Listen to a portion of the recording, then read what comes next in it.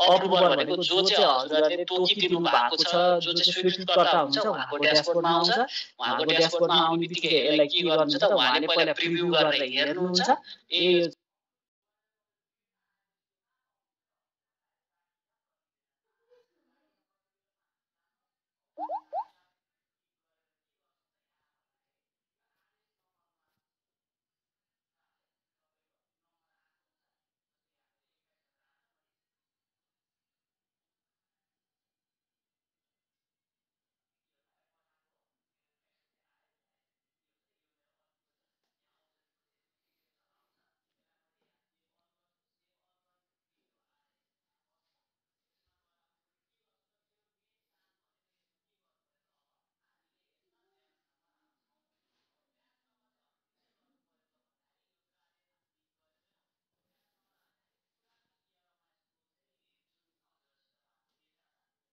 Save all गर्ने बित्तिकै यो आएर यसरी यहाँ बस्छ। यसमा गएर अब मैले के गर्छु त, मेरो मेन काम भनेको यसमा के गर्नु पर्यो त, अब हामीले यसमा ब्याच नम्बर हाल्छौँ। अब ब्याच नम्बर चाहिँ हजुरले के गर्नु पर्यो त भन्दाखेरि यो कार्यमा क्लिक गरेर अब ब्याच नम्बर हाल्दाखेरि पुरानो इएलएमआइएसको चाहिँ जुन हजुरहरूसित भएको डेटा छ त्यसबाट चाहिँ हजुरहरूले के गर्नु पर्यो त, औषधिको अब यो फरक फरक ब्याचहरू छ भने पनि त्यही अनुसार अब जस्तै यहाँ फरक ब्याच छ, यो तपाईँको 100 एउटा ब्याचको छ, यो चाहिँ अर्को ब्याचको छ भने पनि यसरी नै हजुरहरूले 1 बाई 1 चाहिँ हाल्नु पर्यो। यसलाई सेभ अल गर्छौँ। अब यहाँ फेरि 125 100 भएको छैन, अब 25 बाँकी छ। यहाँ यसरी 25 तपाईँको राख्छौँ। यहाँ यसरी ब्रान्ड कम्पनी तपाईँको नखुलेको यस्तो गरेर चाहिँ नखुलेको गाखीलाई यस्तो गर्दै यहाँ तपाईँको के गर्छौँ त, यहाँ औषधिको चाहिँ यसरी चाहिँ तपाईँको डिटेल्स हालेर यसलाई चाहिँ सेभ अल गरेर फेरि चाहिँ के गर्छौँ, स्वीकृतकर्ताकोमा चाहिँ हामीले यो पठाउँछौँ। सायद यो बुझ्नु भयो होला।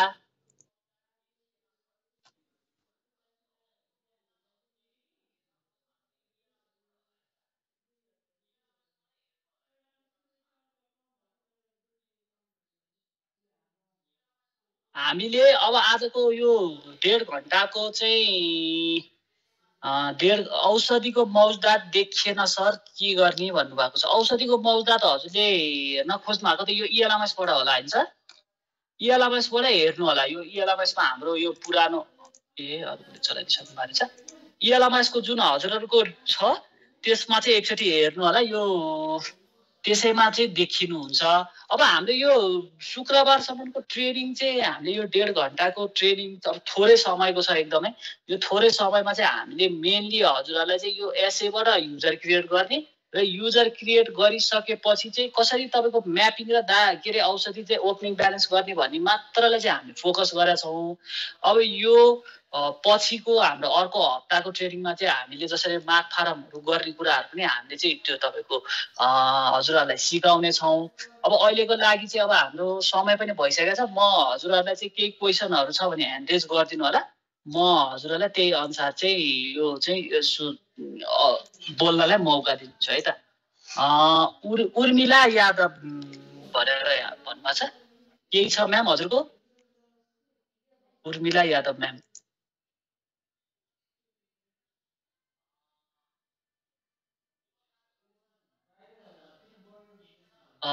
उर्मिला यादव म्यामको दीपक राज बोहरा सर।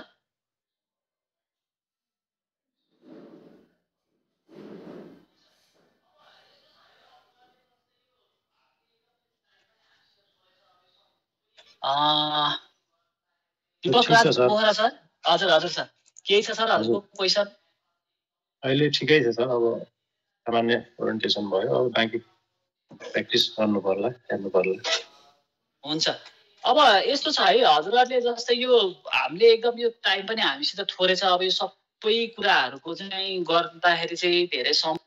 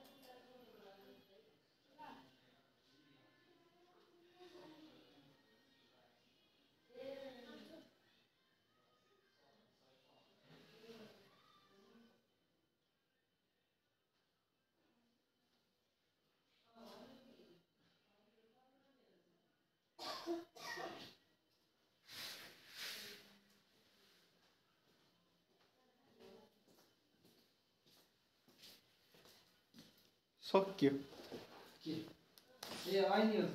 ए त चलिरहेको रहेछ